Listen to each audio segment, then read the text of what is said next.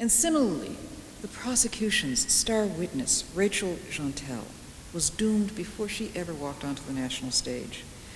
Jeantel, with whom Martin was engaged in a cell phone conversation just before he died, was a terribly sad character.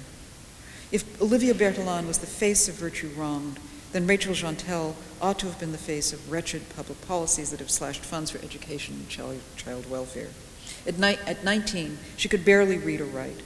She looked twice her age but sounded half that. She clearly had never been called upon to speak in public.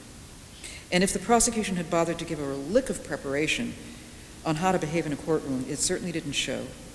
She was the prosecution's own witness, but she hadn't even been coached as to the prosecution's names. That bald-headed dude is how she now famously referred to Bernard de Lirandia. Her evasive feistiness was childishly and consistently inappropriate, a desperate clambering to find footing or safe cave in the middle of an alien space. She was utterly lost. And so she became not merely the face of desperate discomfort, but monsterized in her own right. And that was too bad, because Rachel Jeantel first met Trayvon Martin in the 2nd grade. They had reconnected only a few weeks before his death, when he had reached out because he remembered it was her birthday.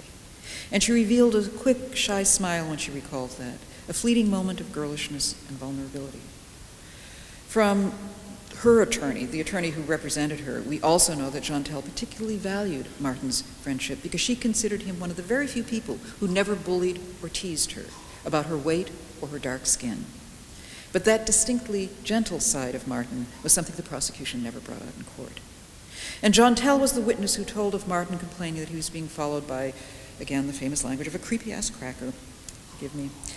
The colloquial lingo she and Trayvon spoke was jarring, very jarring in the formal setting of the courtroom as well as here.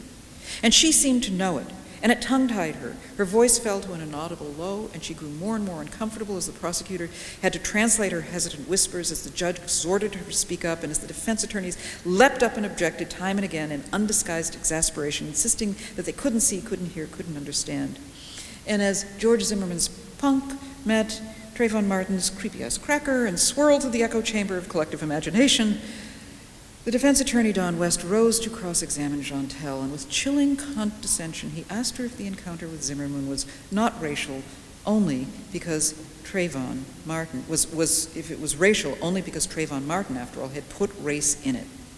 Now, by this time, and after several hours on the stand, Jeantel took on an increasingly traumatized, deeply self-protected demeanor, that of a person who'd spent her life being yelled at or ignored. And she became more remote and addled, resentful and sad all at the same time. And she rolled her eyes in disdain, even as she wept. And she wept angrily, impatiently confessing that she'd lied to Martin's parents when she told them that she hadn't come to their son's wake because she'd been in the hospital.